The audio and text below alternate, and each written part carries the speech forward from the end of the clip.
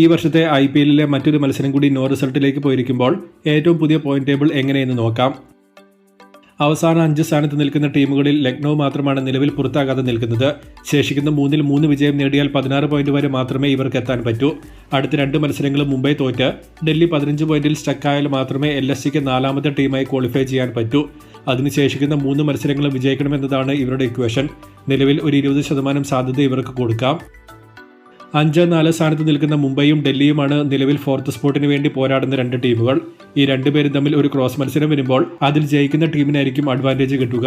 മുംബൈക്ക് maximum 18 പോയിന്റിലേക്കും ഡൽഹിക്ക് maximum 19 point വരെയും പോകാൻ പറ്റും. മുംബൈക്ക് ഇനി പഞ്ചാബും ഡൽഹിയും, ഡൽഹിക്ക് ഇനി ഗുജറാത്ത്, മുംബൈ, പഞ്ചാബ് എന്നിങ്ങനെയുമാണ് മത്സരങ്ങൾ വരുന്നത്. ടോപ്പ് ഫോമിൽ നിൽക്കുന്ന ടീമുകൾ തന്നെയാണ് എതിരാളികൾ എന്നതാണ് കാര്യങ്ങൾ കുറച്ചധികം ടൈറ്റ് ആക്കുന്നത്.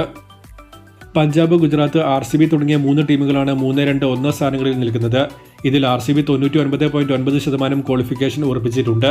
ഇന്ന് GTയും പഞ്ചാബും മാച്ച് കളിക്കാനിറങ്ങുമ്പോൾ ഇവർക്ക് 2 പേർക്കും ജയിക്കാൻ പറ്റിയാൽ ഇവരും ഒപ്പം RCBയും ഇന്ന് ഒഫീഷ്യലി ക്വാളിഫിക്കേഷൻ നേടും. ഇന്നത്തെ 2 മാച്ചിന്റെ സിനാരിയോ ഇതൊക്കെയാണ്. രാജസ്ഥാൻ വിജയിച്ചാൽ RCB ക്വാളിഫൈ ആകും. GTയും ഡൽഹിയും ജയിച്ചാൽ RCBയും GTയും ക്വാളിഫൈ ആകും. GTയും പഞ്ചാബും ജയിച്ചാൽ ഗുജറാത്തും പഞ്ചാബും RCBയും ക്വാളിഫൈ ആകും. പഞ്ചാബും ഡൽഹിയുമാണ് ജയിക്കുന്നതെങ്കിൽ ആരും ക്വാളിഫൈ ആകില്ല എന്നതാണ് ഇന്നത്തെ മത്സരങ്ങളുടെ അവസ്ഥ. ടോപ്പിൽ നിൽക്കുന്ന ഈ 3 പേരിൽ ആര് ഇനിയുള്ള മാച്ച് തോൽക്കുന്നു എന്നതിനനുസരിച്ചായിരിക്കും ആര് എലിമിനേറ്റർ കളിക്കുമെന്നത് നിശ്ചയിക്കപ്പെടാൻ പോകുന്നത്. RCBക്കും പഞ്ചാബിനും മാക്സിമം 21 പോയിന്റ് വരെയും ഗുജറാത്തിന് 22 വരെയും ഇനി പോകാൻ പറ്റും. ഈ 3 പേരും തമ്മിൽ ക്രോസ് മത്സരം വരുന്നില്ല.